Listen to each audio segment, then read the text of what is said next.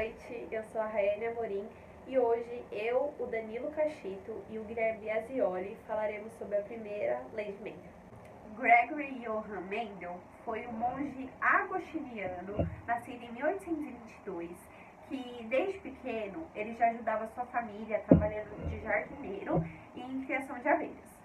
Ainda criança, como ele já tinha uma base de como trabalhar com plantas, ele começou a se interessar mais sobre o assunto, né, e sobre reprodução de seres vivos. E desde aí, o trabalho dele serviu como uma nova ciência que hoje em dia chamamos de genética. Entrou para o mosteiro, conseguiu fazer uma faculdade, trabalhou durante anos como professor de ciências naturais e realizou uma série de pesquisas. Entre essas pesquisas, ele trabalhou a reprodução e a hereditariedade de seres vivos. Trabalhou com plantas, com animais, mas foi somente uma espécie que ele se identificou. Adivinha com qual?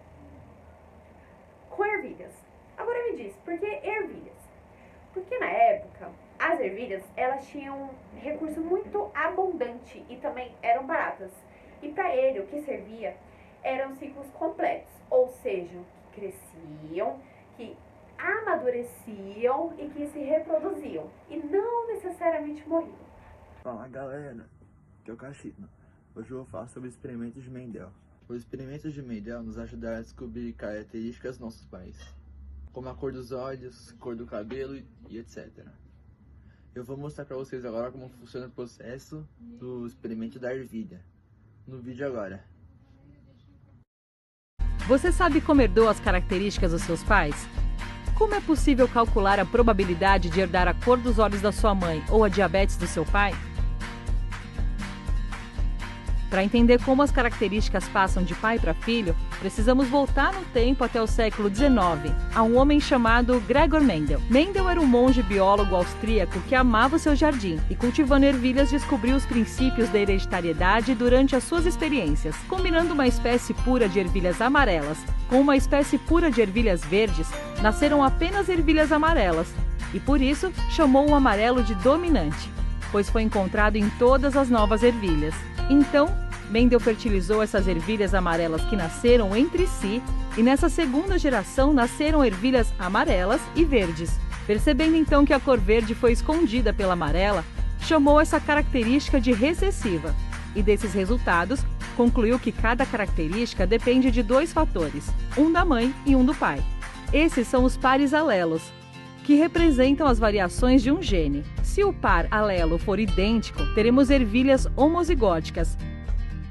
E se os alelos forem diferentes, teremos uma ervilha heterozigótica. Essa combinação de alelos é chamada de genótipo, e o seu resultado, amarelo ou verde fenótipo. Para ver como os alelos são distribuídos entre os seus descendentes, podemos usar o diagrama de Punnett, colocando os diferentes alelos nos eixos e calculando as combinações possíveis. Vamos ver as ervilhas de Mendel. O alelo amarelo dominante é o Y maiúsculo e o verde recessivo, o Y minúsculo.